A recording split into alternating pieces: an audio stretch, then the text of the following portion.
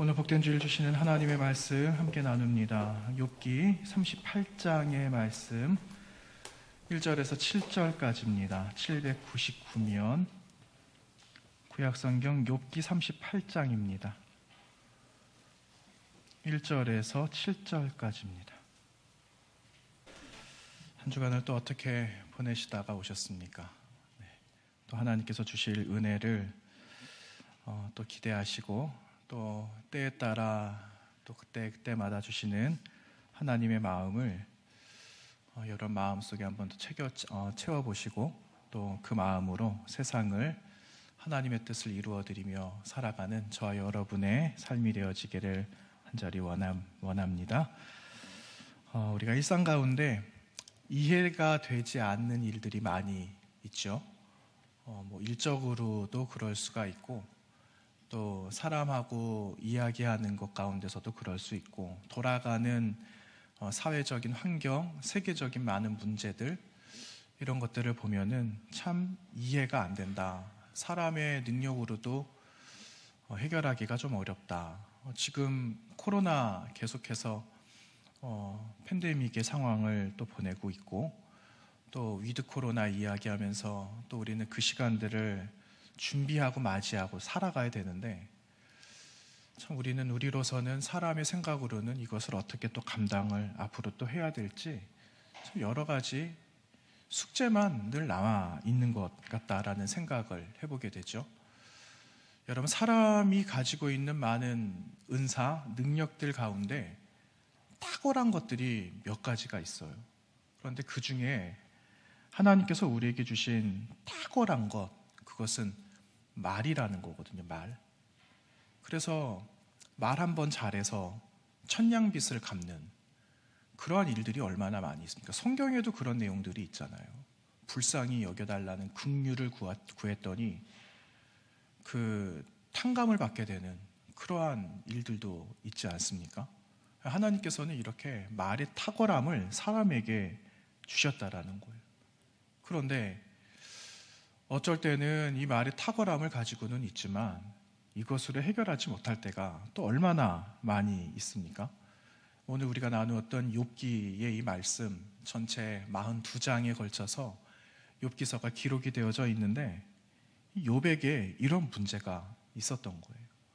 탁월하다라고 하는 하나님의 그 은사, 주신 은사를 가지고 이리저리 피할 길도 예비 마련을 해보고 빠져갈 궁리도 한번 생각을 해보고 정답이 무엇일까 이런 것도 생각도 해보지만 결국은 사람의 말로 할 수 없다라는 것을 이제 욥기서에서 발견을 해보게 되죠. 여러분 욥이라는 사람이 지금 고난을 당하고 있어요. 그런데 이 고난 이해할 수 없는 고난입니다. 왜냐하면 이유도 알 수가 없어요. 그렇다고 이것을 하나님께 다 낱낱이 물어볼 수도 없어요. 그러니 인간이 가진 탁월한 언어의 능력은 그냥 무색하다라고 생각할 수밖에 없죠. 하나님께서 아무런 말씀을 하지 않고 계시는 겁니다. 여러분 이런 경우가 얼마나 많아요. 여러분 한 주간 동안 기도하셨는데 그리고 오랜 시간들을 두고 수건같이 여기는 기도 제목들을 가지고 지금까지 기도하신 것 있으시잖아요. 그런데 지금도 기도한다. 10년이 지나고 20년이 지났는데도 하나님 뭐라고 말씀을 안 하신다. 이런 경우들 있잖아요. 이게 저의 문제가 아니고 욥의 문제가 아니고 우리 모두의 문제다라는 겁니다. 여러분 이런 질문 한번 드려볼까요? 의인도 고난을 받겠습니까? 의인도 고난을 당할까요? 당하겠죠. 그렇다면 여러분 이런 질문 우리는 한번 해볼 수가 있어요. 그러면 의인의 삶에 고난은 왜 찾아오는가? 왜 하나님은 의롭게 살아가고 있는데 왜 고난을 우리에게 주시는 것일까? 이런 질문을 해볼 수밖에 없습니다. 여러분 그 답이 어디 있을까요?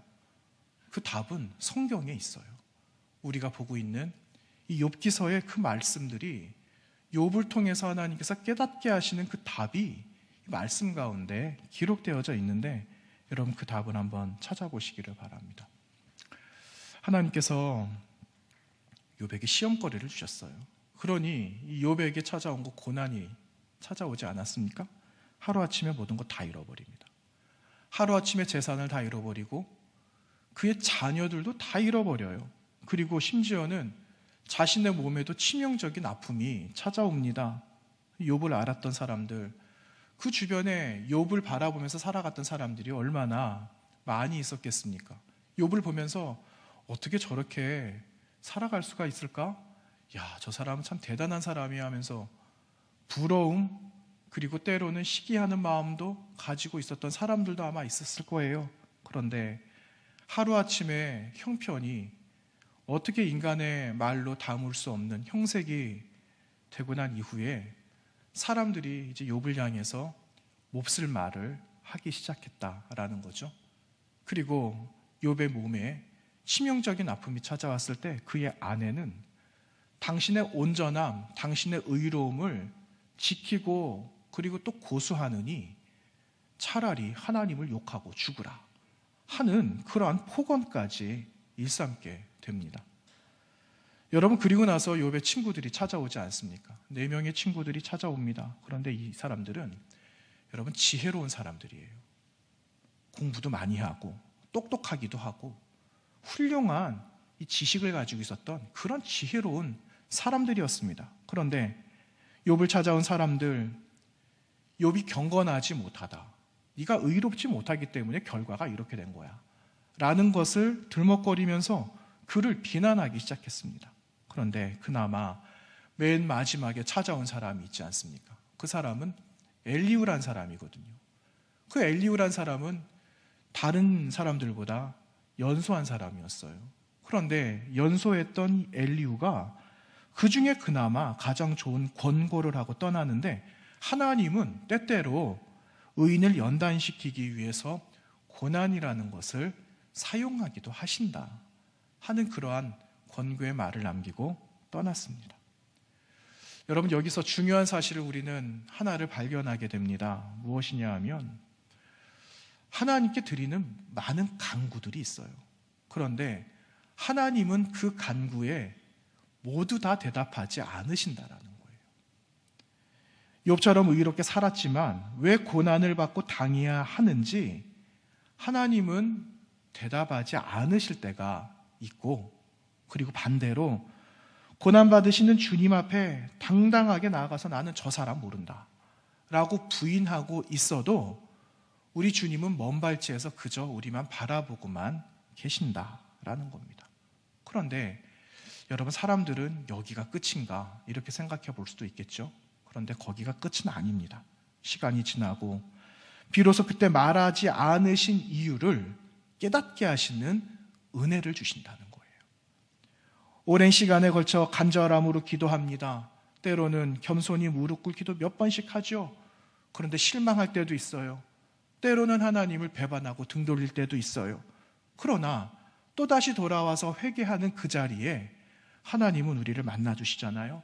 다시 음성을 들려주시잖아요. 그리고 나서 다시 그 하나님이 나의 하나님입니다 라고 고백하는 그 은혜의 자리와 시간을 또 우리에게 허락하신다라는 겁니다. 여러분, 이게 하나님이 우리를 향하여서 하시는, 세상을 향하여서 하나님이 하시는 그냥 정해져 있는 하나님의 섭리, 하나님의 계획, 하나님이 하시는 일들은 이렇게 진행을 하신다라는 것을 우리는 기억해야 합니다.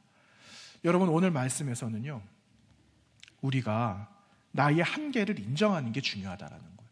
나의 한계가 인정되어질 때 바로 그 자리에 하나님께서 우리에게 던지시는 그 질문에 대답을 할 수 있다라는 것을 우리에게 말씀해 주시는데, 오늘 본문 우리 7절까지 말씀을 나누었잖아요. 여기에는 3가지 질문을 하나님은 욥에게 던지세요. 첫 번째 질문이 무엇이냐?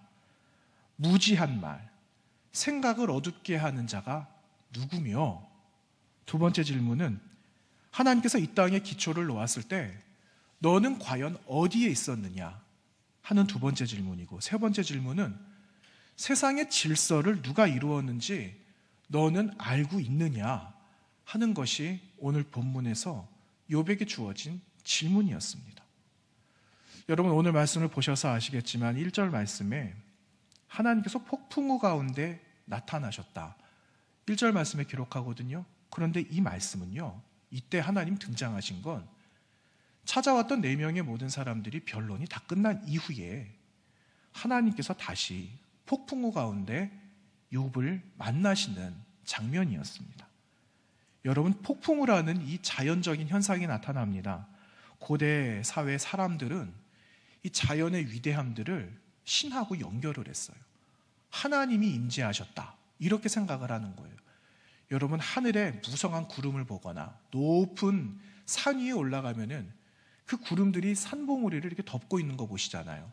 그러면 사람들은 하나님께서 임하셨구나, 이렇게 생각을 했다라는 겁니다.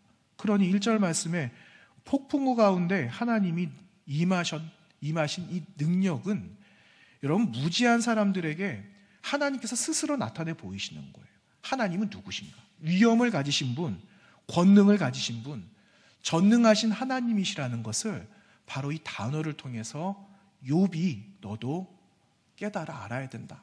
지금까지 수많은 말을 하고 들어갔던 사람들, 무지한 사람들도 이런 나의 모습을 보고 이런 하나님임을 너희도 알아야 된다라는 것을 깨닫게 하시기 위하여 주님은 이렇게 나타나셨다라는 거죠. 여러분, 인간은 보여지는 것 그리고 들려지는 것에 많이 의존을 합니다.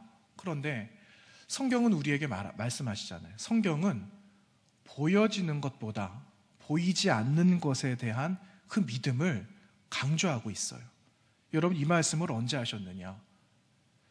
예수님께서 십자가 부활하시고 나서 제자들과 사람들 앞에 나타나시잖아요.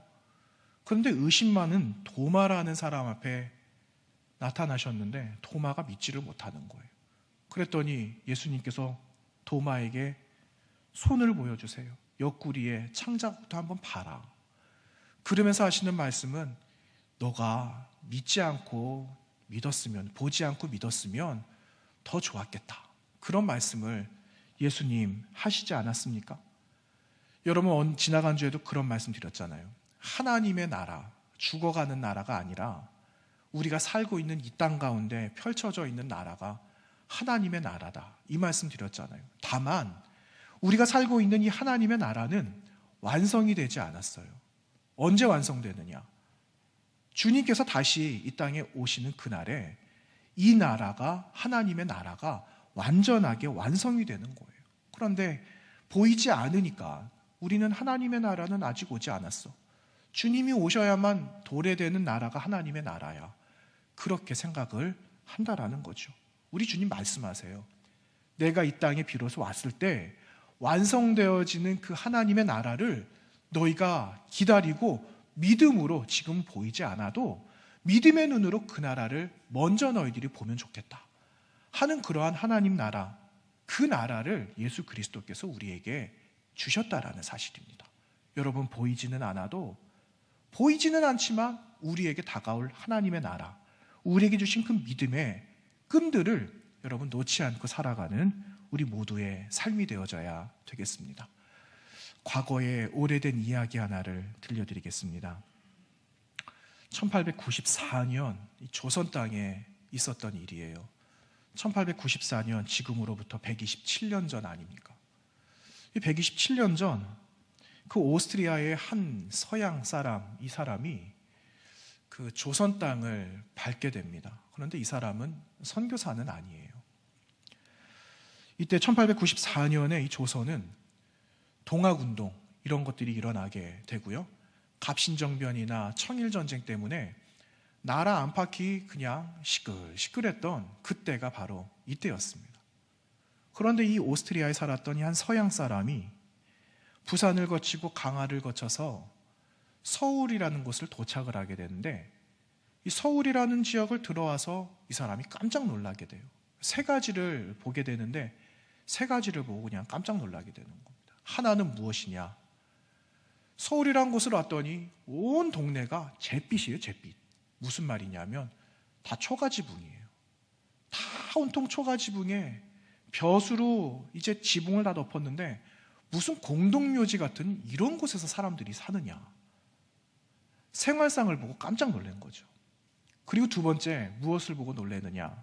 두 번째는 이 사람이 세계 여행을 이렇게 다니다 보면은 많은 상인들이 그에게 물건을 사라고 상인들이 다가오는데, 이 조선이란 나라 서울 지역에 왔더니 장사꾼은 한 사람도 찾아볼 수가 없다.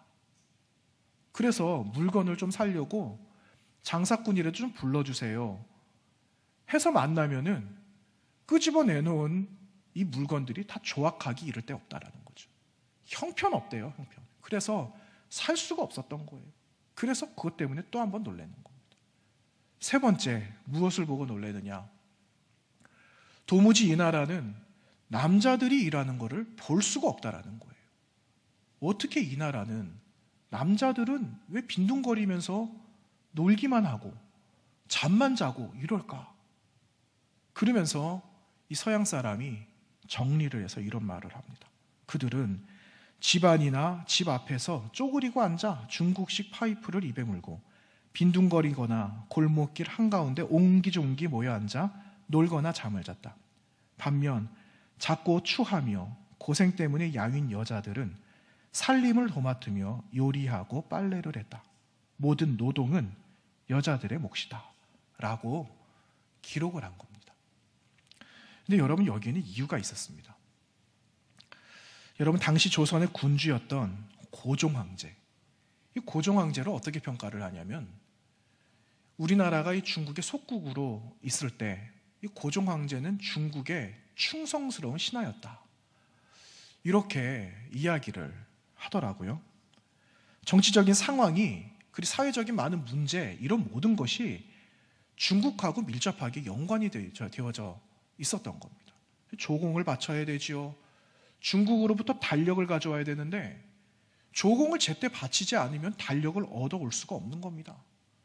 그러니 여러 가지 문제들이 얽히고 설키고 복잡하게 있었던 거예요. 그러니 중국 앞에 머리를 숙일 수밖에 없는 거죠. 그리고 이때 당시에 사회계층을 휘어잡고 있었던 한 계층이 있었는데 양반이라는 계층이었어요.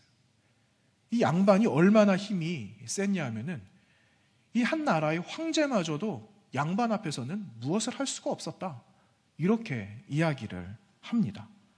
그러면서 조선의 분위기를 이렇게 표현하죠. 지구상에서 조선만큼 백성이 가난하고 불행한 반면에 지배층이 거짓되고 범죄적인 곳은 아마도 없을 것이다, 이렇게 단언하고 있습니다. 여러분, 같은 해 이 남부지방에서 봉기가 하나 일어나게 돼요. 그런데 이때 당시에 관리들이 관직을 매매하게 됩니다. 그런데 그 관직을 매매해서 내가 사게 되면 관직을 2, 3년을 내가 유지할 수 있는 거예요. 임기가 그러니까 2, 3년이라는 거죠. 그런데 관직을 가지고 있었던 이 사람들이 관직을 갖는 동안에 무엇을 하느냐? 주변에 있는 백성들을, 어려운 이웃들을 돌보는 게 아니라 그들의 피를 다 빨아먹는 거예요. 그러니 2, 3년 동안 착취하죠. 탈취하죠.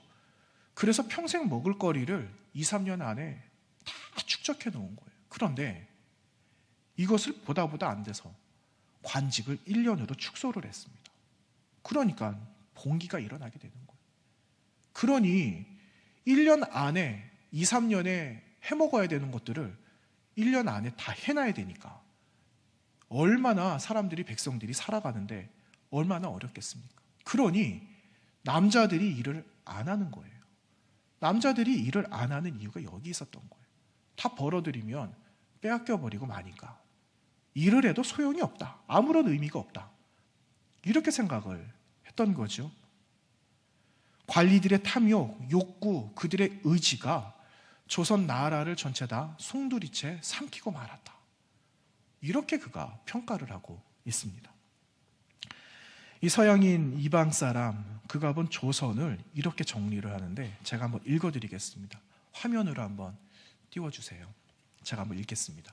조선인은 가난하고 무지하고 게으르며 미신을 신봉하고 이방인을 꺼린다. 하지만 이러한 속성들은 지조없고 탐욕스러운 정부 탓에 생긴 불행한 결과일 뿐이다. 조선인들의 내면에는 아주 훌륭한 본성이 들어있다. 진정성 있고 현명한 정부가 주도하는 변화된 상황에서라면 이들은 아주 짧은 시간에 깜짝 놀랄 만한 것을 이루어낼 것이다. 물론 이들이 이웃인 잽싸고 기민한 일본인들처럼 빠르게 진행되지는 않더라도 한때 이들의 군주국이었던 중국보다는 훨씬 빠를 것이다 라고 헤세바르텍이라는 이 사람이, 오스트리아의 서양 사람이 1894년 여름에 이 조선 땅을 밟고 그가 느꼈던 바를 이렇게 정리를 한 겁니다. 여러분, 조선 땅, 이 사람이 한 눈파란 사람이 들어와서 조선 땅을 봤을 땐 소망을 볼 수가 없었습니다. 소망이라고는 찾아볼 수가 없었죠. 그런데 그는 소망을 볼 수 없었지만 소망을 버리지 않았다라는 겁니다. 조선이라는 민족을 보면서 보이지 않는 진정한 힘이 있다라는 걸 이 사람은 조선이라는 민족을 보면서 깨닫게 되었다라는 거죠. 여러분, 사람들은 포기합니다. 체념합니다. 그리고 제도와 상황 앞에서 모든 걸 다 굴복시키고 말아요. 변화될 수 있다라는 긍정적인 제안, 이 비전은 여러분이 어려울 때 얼마나 놀랄 만한 힘을 발휘하는지 모릅니다. 그래서 필요한 게 믿음이라는 거예요. 여러분, 믿음은 우리 눈에 보이지 않는다 그랬잖아요. 눈에 아직 드러나지 않았고 아직 현실로 드러나지 않았지만 드러날 것, 앞으로 생겨날 것, 우리가 볼 것, 이게 믿음이라고 그랬잖아요. 여러분, 이방 사람이 마지막에 남긴 말 한번 보세요. 진정성 있고 현명한 정부가 주도되는 이런 변화된 상황은 짧은 시간에 놀랄 만한 일을 이룰 것이다. 이렇게 멀리 내다 보았잖아요. 그런데 여러분, 어떻게 되었습니까? 조선의 군주국이었던 중국을 넘어버렸어요. 지금은 선진국의 대열에 어깨를 마주하면서 이제 세계를 향하여서 나아가는 그런 나라가 되지 않았습니까? 근데 여러분, 이렇게 될 수 있었던 이유가 무엇일까요? 이렇게 하나님께서 우리에게 복을 주신 이유가 무엇일까요? 그것은 저와 여러분이 이 땅을 딛고 살아가기도 전에 하나님의 역사를 미리 이루어 놓으셨다라는 겁니다.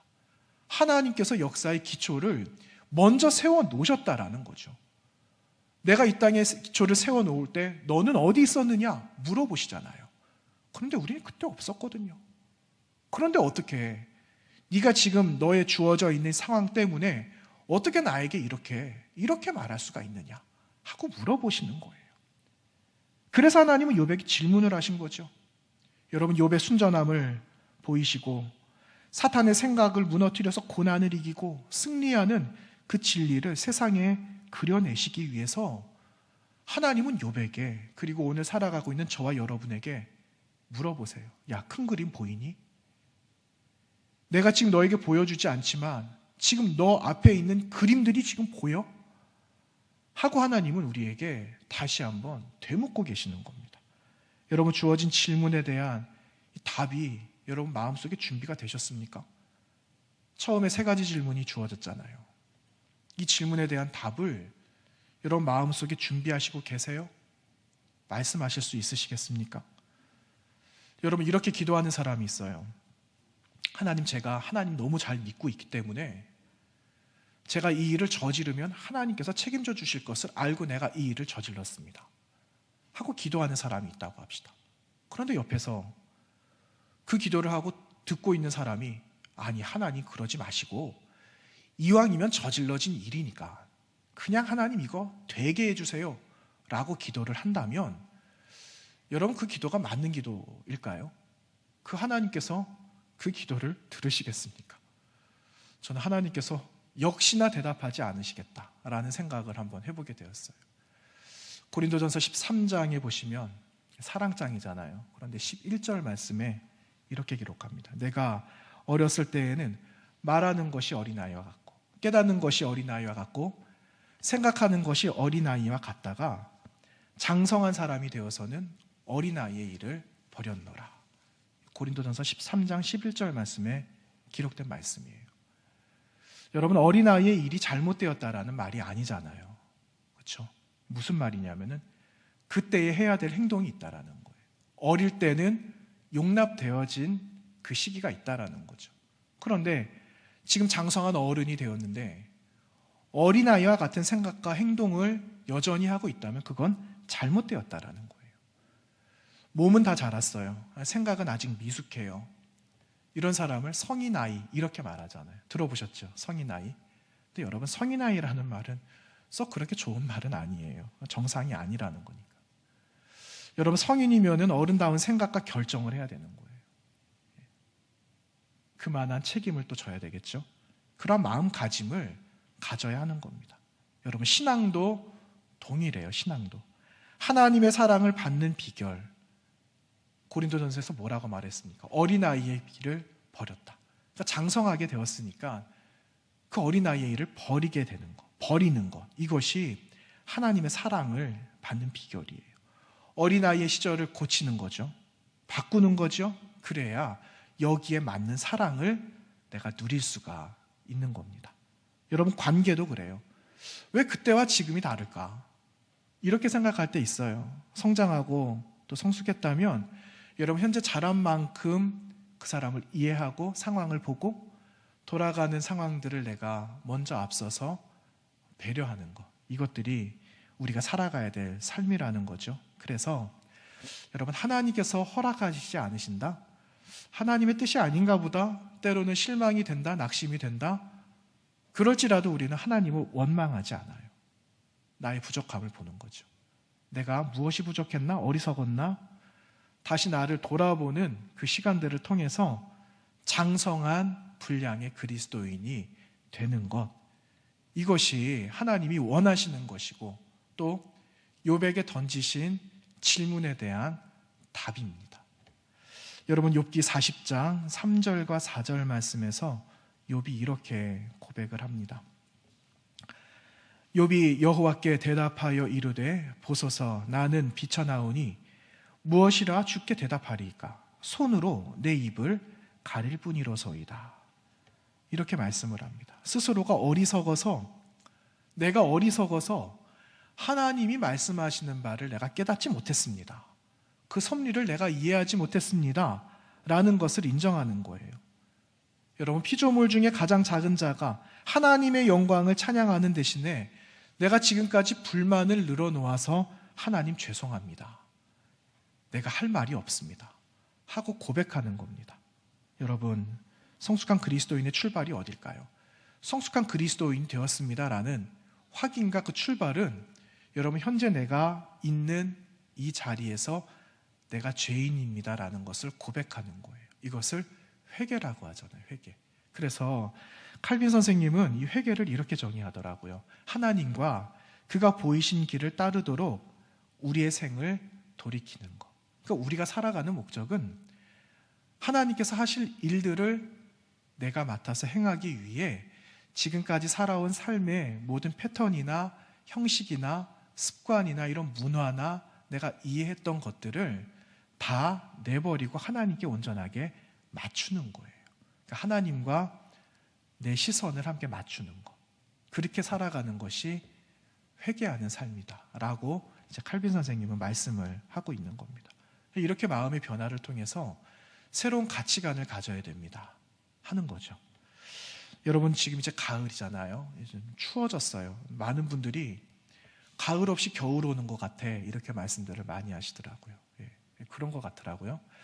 여러분, 논밭에 수많은 오곡백과가 물들고 또 볕단이 이제 잘려나가 이제 추수를 또 하고, 근데 이런 걸 보면은 반드시 사람의 손을 거쳐야지만 되는 게 있어요. 그런데 사람의 손이 거치지 않고도 그냥 하늘을 날아다니는 새들이 있고 그냥 저절로 익어가는 것들이 있습니다. 여러분, 그건 누가 돌보십니까? 하나님께서 돌보시는 거죠. 하나님께서 먹이시는 거죠. 여러분, 한 번씩 제가 이스라엘 이야기 드리는데 한 2월 정도 가게 되면은요, 들판에 핀 백합화를 볼 수 있어요. 백합화. 근데 우리가 성경에 들에 핀 백합화를 봐라, 하늘을 날아다니는 새를 봐라, 누가 먹이시겠느냐, 마태복음에 기록되어져 있잖아요. 근데 그 백합화가 우리가 아는 백합꽃이 아니에요. 그냥 잔잔한 조그만 빨간 꽃이에요. 빨간 꽃인데 그게 온 사방에 그냥 좀 우스운 말로 천지백갈입니다. 굉장히 많아요. 그런데 그 꽃들이 얼마나 아름다운지 모릅니다. 조그만 꽃들이 군락을 이루어서 있는데 저게 백합화입니다라고 이야기를 해주시더라고요. 그런데 그 형형색색 이런 색깔 다 입고 있는 그런 꽃들, 그건 사람의 손에 거치는 게 아니거든요. 하나님의 손이 입혀주시는 거죠. 하나님께서 먹이시는 거죠. 그런 거예요. 우리는 눈에 보이는 거에 전부라고 이야기하고 들리는 것이 전부다라고 말하지만, 여러분, 하나님은 보이지 않게 이 모든 우주를 운행하시면서 보이지 않지만, 너희 눈에 보이지 않지만 하나님이 계신다, 내가 있다라는 것을 인정해라, 기억해라, 잊지 마라, 그렇게 말씀하고 계시는 겁니다. 여러분, 언젠가 한 번쯤은 이제 들어보신 아마 이야기가 있으실 텐데, 여러분, 그 인디언의 기도문이라는 것이 있습니다. 그 인디언의 기도문 가운데 첫 번째 소절에 이렇게 기록을 하거든요. 바람 속에 당신의 목소리가 있고 당신의 숨결이 세상 만물에게 생명을 줍니다.